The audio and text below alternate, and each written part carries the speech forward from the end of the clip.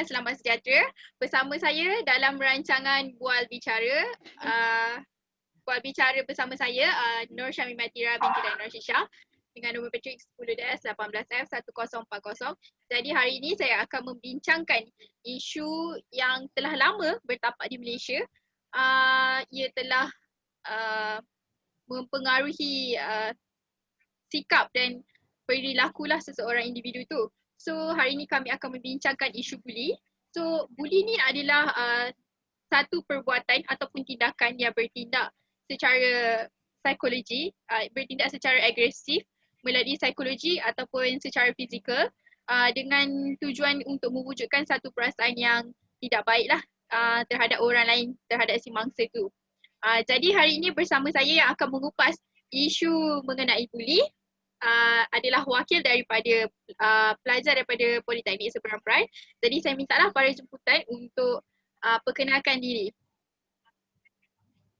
Okey, terima kasih saudari Syamimah Tira. Okey, nama saya Nur Anisa Tira binti Muhammad Nur Azam dan nama matrik saya adalah 10DLS18F 1004.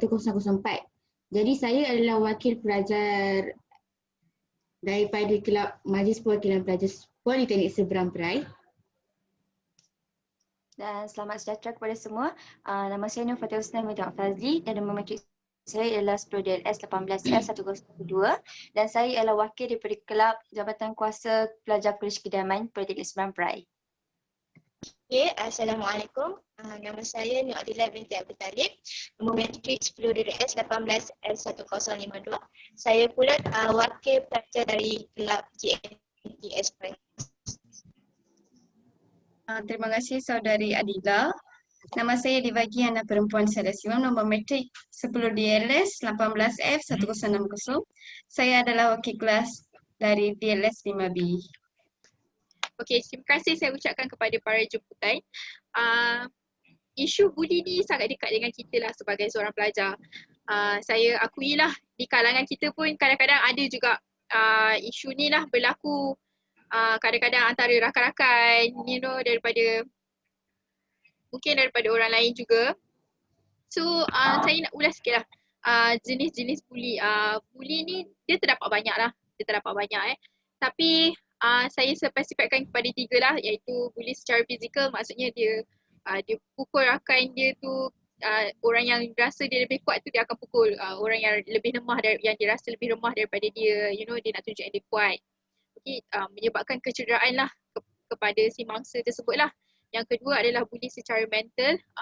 Ini sangat kerap lah berlaku di kalangan kita, iaitu body shaming, benda-benda tu sendiri berlaku lah di kalangan kita yang menyebabkan seseorang tu akan mengganggu emosi dia, tak boleh nak fokus belajar sebab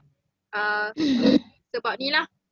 Yang ketiga adalah buli dalam cyber. Cyberbullying ni sangat famous lah dekat Malaysia sekarang because of the keyboard warrior kan, kalangan masyarakat netizen dan sebagainya.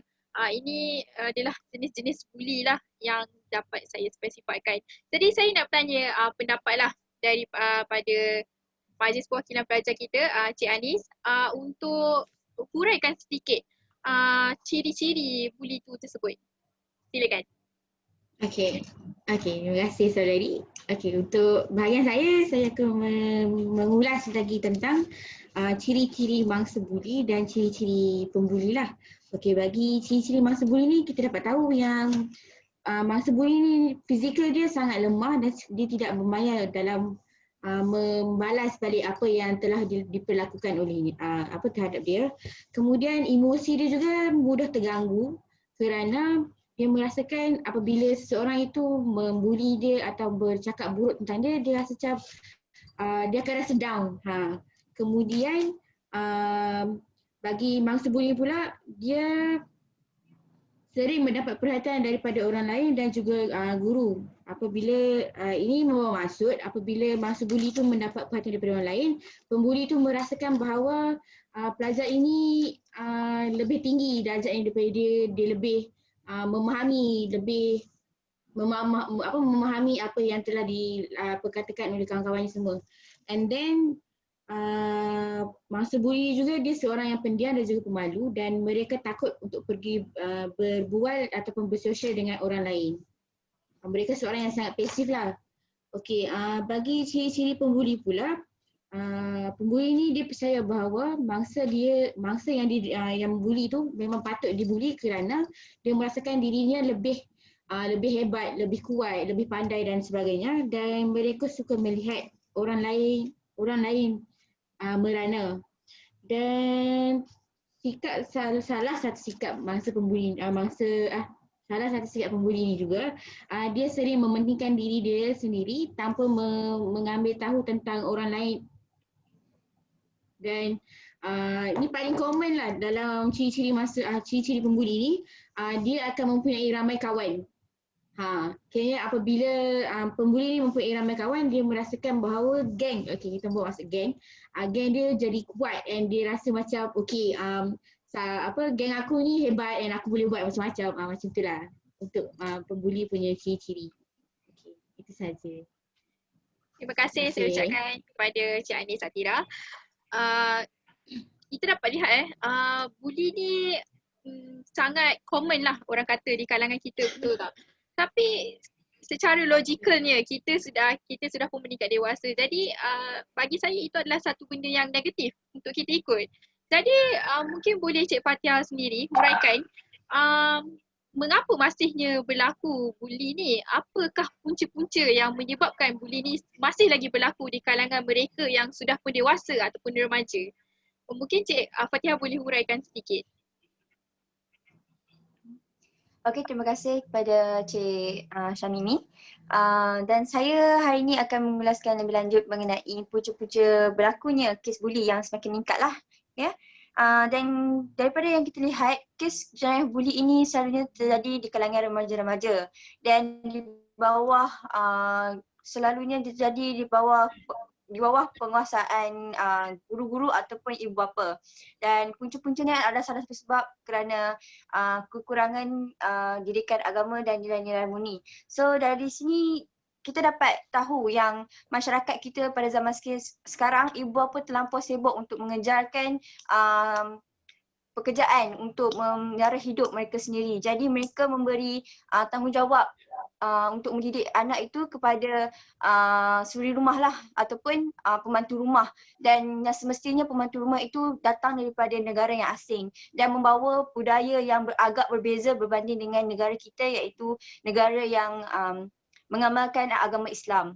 Jadi di sini kekurangan didikan agama itu mungkin dari segi ibu bapa terlampau sibuk bekerja sampai lupa untuk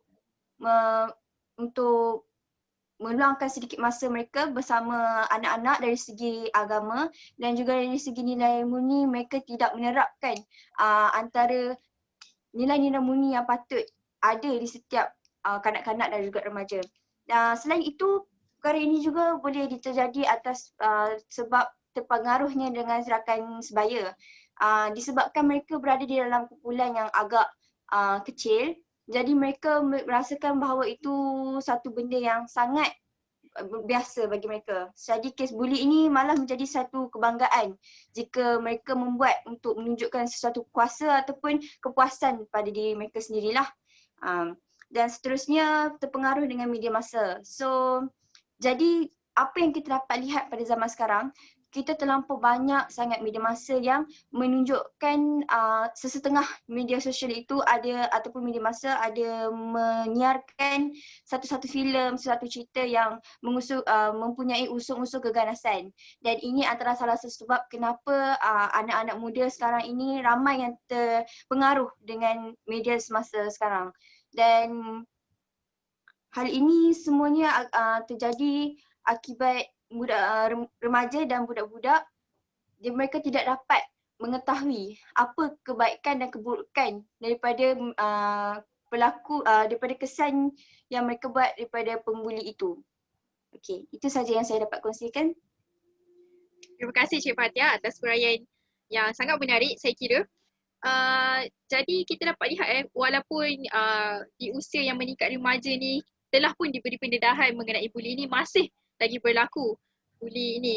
Jadi di sini kita dapat lihat kebanyakan orangnya menganggap buli ini adalah satu isu yang remeh-temeh lah ya, yang bagi mereka anggap ini adalah satu perkara yang tidak perlu diperbesar-besarkan. Tapi kita tak tahulah apakah itu kesan-kesan kepada si pembuli, kesan-kesan kepada si mangsa tersebut lah.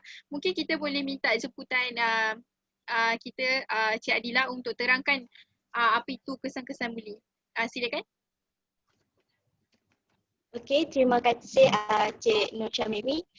Sebelum tu saya nak minta maaf sebab ada sedikit gangguan internet. So kalau tak nampak muka saya tu saya minta maaf, okey? Okey, untuk kesan terhadap mangsa buli ni kita boleh lihat daripada mangsa buli akan turun harga dirinya. Dan yang kedua ialah mangsa buli kita dapat lihat daripada tingkah laku, iaitu tingkah laku dari segi dalaman dan luaran. Okey. Kesan dalaman ini kita dapat lihat mangsa buli dia akan merasa tertekan, murung dan bimbang, dan mereka juga akan kurang keyakinan dan berasa mempunyai harga diri yang rendah. Okey, untuk seterusnya iaitu kesan dari segi luaran, mangsa buli kita akan dapat lihat mereka ni akan menjadi agresif dan mudah bertengkar dan berlaku tidak jujur. Okey, selain itu kesan dari segi sosial juga kita dapat lihat mereka ni akan kurang disukai dan semakin kurang disukai. Dan apabila mereka keluar ke mana-mana, mereka merasa tidak selamat dan mereka juga akan merasa untuk tidak hadir ke sekolah dan akan sengaja untuk pontian sekolah. Mereka ni masalah ini disebabkan masalah kesihatan dan prestasi oleh sebab kehilangan tenaga dan minat untuk belajar. Dan contohnya mereka pontian sekolah kerana takut untuk datang ke sekolah kerana takut dibuli. Okey, untuk kesan terhadap pembuli pula, mereka ni apabila mereka dewasa, kita dapat lihat mereka akan menjadi penjenayah pada usia 24 tahun. Okey, menurut artikel 60% daripada kanak-kanak yang berusia darjah 6 hingga tahun 2 mereka akan terlibat dengan jenayah. Okey, untuk yang seterusnya pula, pembuli ini mereka akan mudah mencederakan pasangan mereka serta anak-anak. Hal ini kerana pembuli ini mereka ni senang marah. So mereka tak mampu untuk kawal marah mereka. Jadi mereka mudah untuk mencederakan orang lain, termasuklah keluarga mereka, isteri mereka atau anak-anak mereka. Okey, terima kasih. Terima kasih kepada Cik Adila atas ulasan yang cukup menarik dengan penambahan fakta yang saya kira sangat membantulah memberi kesedaran yang lebih kepada kita untuk terus memperbaiki diri. Terima kasih Cik Adila. Okey. Jadi saya rasa buli ni tak sepatutnya lah berlaku di kalangan kita kerana kita telah pun diberi pendedahan dari awal sejak dari di bangku sekolah rendah hingga di sekolah menengah. Kita kerap dapat pendedahan daripada guru-guru tersebut, daripada ibu bapa yang menceritakan mengenai bahana buli itu sendiri. Jadi mungkin Cik dah bagi dari kita one and only boleh ceritakan sedikitlah langkah-langkah apakah cara yang kita boleh ambil untuk mengekang masalah buli itu sendiri. Silakan.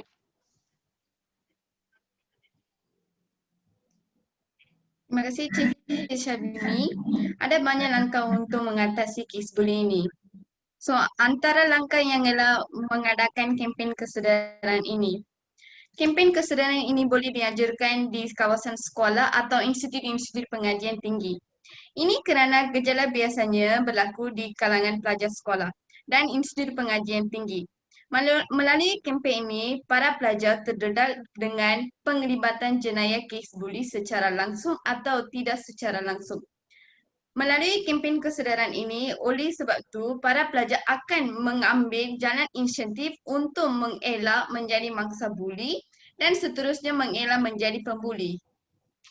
Seterusnya, langkah kedua, penguatkuasaan undang-undang terhadap pembuli.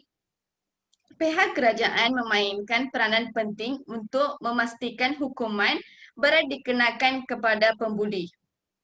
Hukuman berat ini seperti hukuman berat atau hukuman yang dikenakan atas pembuli, pembuli akan berasa serik untuk membuli dan mereka tidak akan mengulangi jenayah ini kerana pelaksanaan hukuman berat seperti hukuman penjara atau hukuman denda yang mahal terhadap pembuli yang kebanyakannya adalah pelajar sekolah akan berasa terbeban dengan hukuman tersebut ini. Seterusnya, langkah yang ketiga ialah luangkan masa dengan anak-anak dengan pelbagai aktiviti bersesuaian agar dapat membina hubungan yang mesra.